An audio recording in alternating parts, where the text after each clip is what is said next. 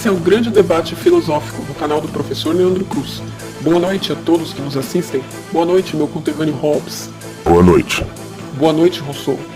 Boa noite.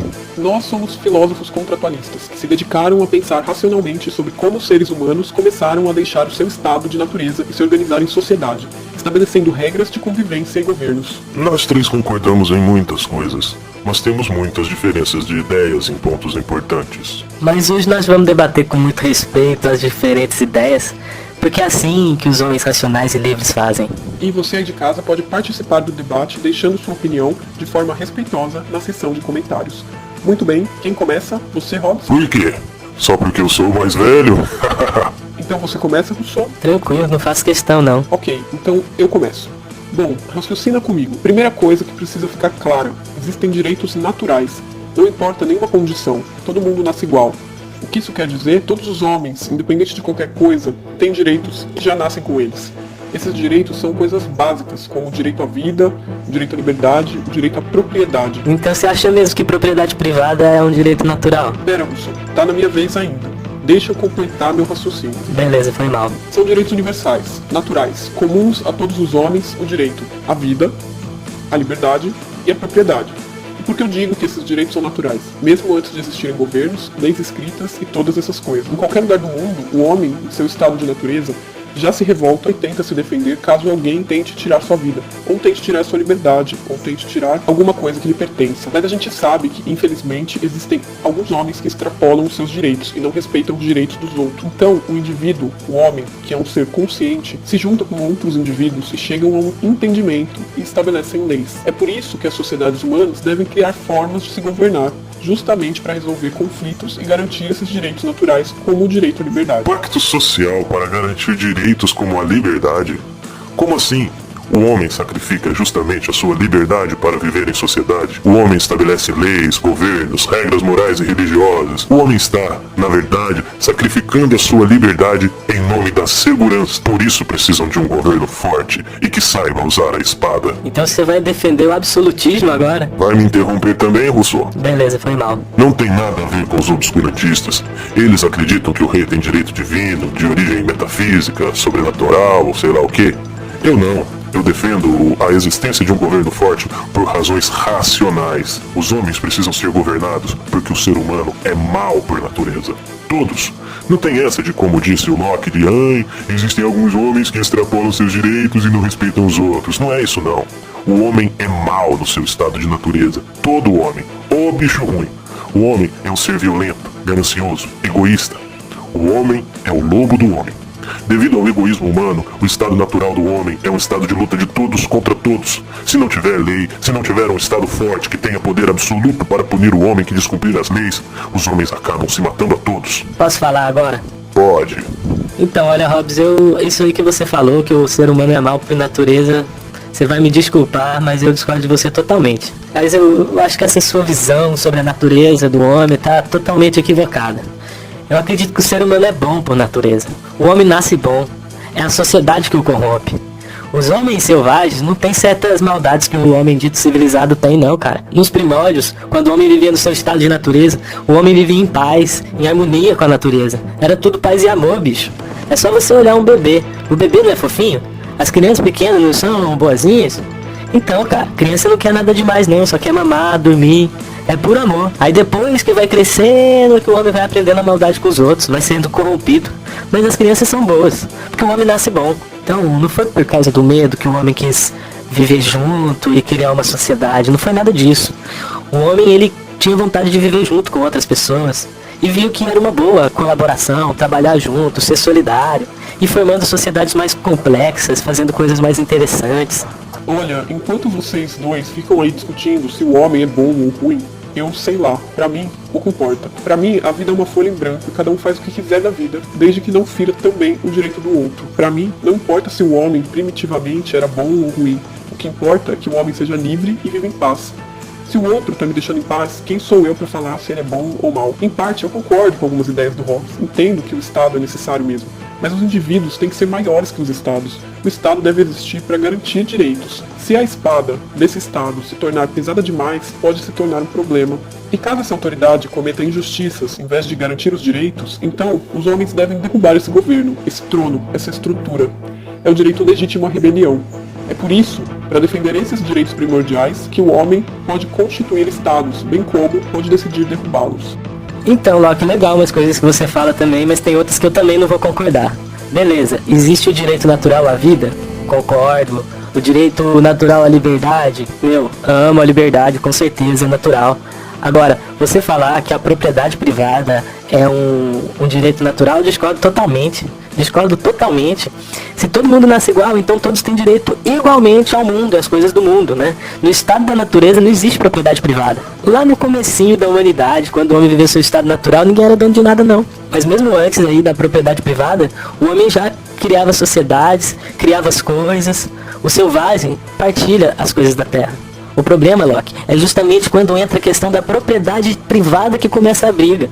O Hobbes estava falando que as pessoas são naturalmente más, mas não é por aí não. Eu acho que o homem é bom, mas o que acontece? Ele se corrompe, e se corrompe justamente por causa da propriedade privada, que você diz que é uma coisa sagrada.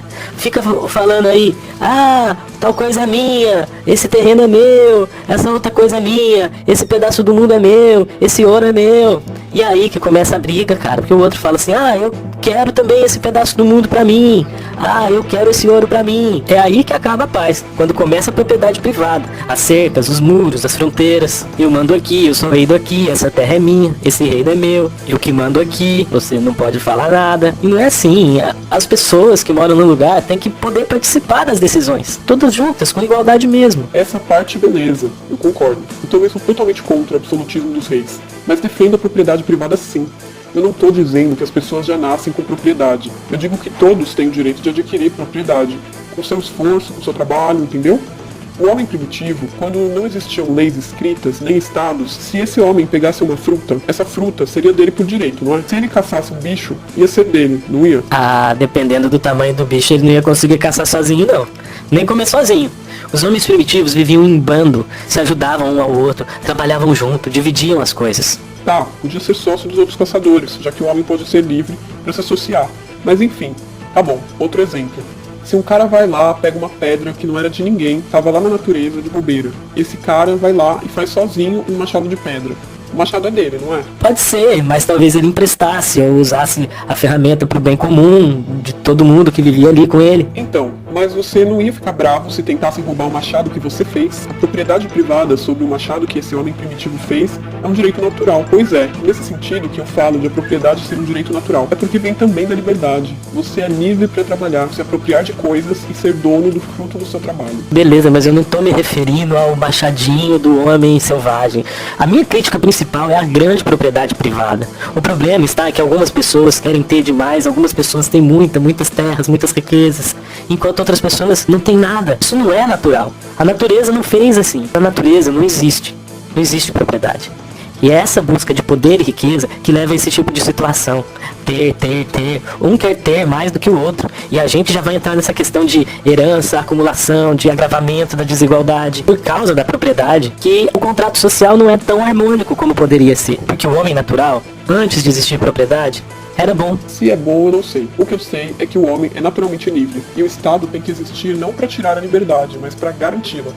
Por isso tem que existir a liberdade de expressão, para todo mundo ter direito de expor suas ideias. Por isso tem que ter a liberdade de religião, para cada um acreditar naquilo que preferir. Quem quiser ser católico, seja. Quem quiser ser protestante, seja. Quem quiser ser anglicano, também, problema dele. Impossível. Oi? É praticamente impossível isso que você está falando. Isso o quê? Isso, de cada um seguir a sua própria igreja ou religião. Imagina, claro que não. Todos têm que se curvar à igreja do seu rei para o Estado funcionar. Que absurdo isso que você tá falando. Mas é assim que é. Cara, nada a ver o seu governo se meter na religião das pessoas. Lógico. Como assim, lógico? Eu entendo que vocês não gostam da espada, mas é justamente por isso que o Leviatã, esse Estado soberano, traz na mão a espada e na outra mão o báculo, pois é justamente para evitar usar a espada que o soberano deve dominar a religião. Controlando os medos e as esperanças dos seus súditos é mais fácil governar. Não sei como tem gente que ainda te chama de iluminista, porque você não é iluminista não. Você tem essas ideias de absolutismo, só porque usa racionalidade, mas você usa racionalidade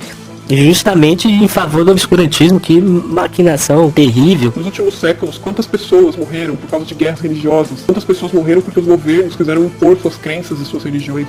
Discordo totalmente do seu ponto de vista. Eu sou racionalista, apesar de ter minha fé e tal, mas eu não fico querendo impor a minha visão religiosa sobre a existência às outras pessoas. Os assuntos públicos são públicos, os assuntos privados são privados. A religião é um assunto de cada um, vai da liberdade de cada um. O Estado não tem que se meter. É isso aí. Na França, sendo os reis católicos, quantos protestantes não morreram? E nos reinos germânicos, com os príncipes protestantes, quantos católicos foram mortos por pura perseguição? E na Inglaterra, onde o rei comanda a igreja anglicana, quantos católicos e protestantes já foram mortos desde os tempos do Henrique VIII? Olha, muita gente critica o rei Henrique VIII da Inglaterra por ele ter expulso os padres católicos da Grã-Bretanha. Mas veja bem, ele percebeu que se ele não controlasse a religião, ele corria o risco de ter gente obedecendo mais ao Papa do que a ele. Se o rei controla a religião da população, ele consegue obediência. Usar a religião para dominar as pessoas é uma coisa perversa, porque os súditos não iriam se rebelar, tolerariam todos os erros e as maldades do seu governante, porque acham que ele é divino. É isso, e mais do que isso, os próprios súditos ajudariam o rei, o Leviatã, a queimar os hereges, pois se revoltar contra o rei seria se revoltar contra os céus. Isso é monstruoso. Mas é assim que é. O homem é mau, e a única lei natural que o homem conhece é a lei da força. Lei da força que não é apenas a força física, mas também o conhecimento, inclusive o conhecimento sobre o funcionamento da mente humana e seu controle. Não é para isso que religião tem que servir. E também não é para isso que o Estado tem que servir. O Estado não tem que interferir em religião. O Estado, guiado pelos próprios cidadãos, tem que cuidar apenas de assuntos do bem comum. Religião é assunto pessoal. Religião e política não podem se misturar de jeito nenhum. É preciso haver tolerância. As pessoas que querem seguir uma fé, uma igreja, uma religião, que sigam. Problema de cada um. Se a religião ajudar a pessoa a ser uma pessoa melhor, ok. Mas o governo não pode se meter na religião, e a religião não tem que se meter em política. Em toda a história da humanidade, sempre deu ruim. As sociedades são plurais e é preciso haver tolerância com todas as formas de culto e religião. Ora, meus jovens, vocês estão parecendo meninos emocionados quando falam sobre liberdade de religião. Eu vejo as coisas do ponto de vista prático, empírico. Para mim, o ser humano é igual uma máquina. Opera de acordo com certos princípios pré-estabelecidos e só responde a estímulos da natureza. Mas quando eu digo princípios, não estou falando de valores elevados, não. Estou falando da programação dessa máquina. Mas essa máquina, o homem, é egoísta, egocêntrico, inseguro. Os homens funcionam assim. Os homens vivem com medo de outros homens, e com razão. Com medo da morte, que ele sabe que há de vir, mas ele prefere que não venha de maneira violenta. E com medo, por fim, daquilo que pode haver depois da morte. É por isso que pedem um rei. É por isso que precisam de um rei, para dar a eles segurança. É uma cadeia de imaginações. Sabem que fazem o mal. Temem que outros homens lhes façam mal. Decidem juntos que é melhor se submeter a um rei que lhes dê segurança. Meninos assustados. Mas, para que o rei consiga manter essa segurança dentro dos seus domínios, ele precisa de controle total sobre as pessoas. E a melhor forma de um governante manter as pessoas sob controle é controlando seus medos, mantendo-as sob obediência e paz. Por isso, o poder do rei, o poder do Leviatã, deve controlar a religião das pessoas. Quem ousaria se opor a um tirano se acreditasse que ele tem poderes divinos? Cara, que horror, isso é horrível. Isso é horrível. Usar o racionalismo para legitimar teocracias, isso é uma grande contradição. E o que mais me espanta é a naturalidade que você fala disso. Cara, isso não é natural não. Nenhuma forma de opressão é natural. Veja bem, Hobbes, você sabe que nunca vai existir essa unanimidade de pensamento religioso. Ou se tolera a diversidade, ou nunca haverá paz. Além do mais, não acredito que a sociedade precise de um rei absoluto que tire até mesmo a liberdade de pensamento para garantir a paz. É possível existir sociedades seguras que garantam ao mesmo tempo a vida e a liberdade. Basta que existam leis escritas e respeito às leis. Leis boas e justas que todos devem seguir. Leis que garantam os direitos naturais de todos. E os governantes devem servir ao povo, não ao contrário. Só para completar, cada um pode ter sua religião e ir na igreja que prefere. Mas querer impor isso aos outros pela força do Estado e das armas, além de ser uma coisa contrária à racionalidade e aos direitos naturais, é também contrário ao próprio evangelho cristão, já que Jesus nunca mandou fazer isso, pelo contrário, ele era tolerante. Devemos tolerar tudo, menos a intolerância. Todo culto e toda igreja deve ser permitida civilizada. A menos, é claro, se nesse culto estiverem propagando ódio e violência contra outros grupos da sociedade. Aí não, né? Porque aí já seria uma contradição do contrato civil. E também uma contradição religiosa, né? Porque se Deus existe, Deus é bom. Assim como o homem é naturalmente bom. Então cultos que preguem a maldade são uma contradição. O limite tem que ser esse. A liberdade vai até não atacar os outros. Violência religiosa não pode ser tolerada. Ai, meus caros, vocês são muito otimistas em relação ao homem. Eu adoraria responder a isso, mas infelizmente nosso tempo está se esgotando. Obrigado pela participação de vocês dois e obrigado a todos que acompanharam o programa. Mas o debate de ideias sobre filosofia política está começando. Leia mais, forme opinião e então expresse a sua opinião. Uma palavra para encerrar, Hobbes? Lembrem-se, conhecimento é poder. O Sou quer dizer alguma coisa? Só queria mandar um abraço para todo mundo que nos assiste, especial para as crianças, para os adolescentes, para os jovens, para os adultos da escola Semíramis. Bons estudos. É isso aí, até a próxima e viva a liberdade!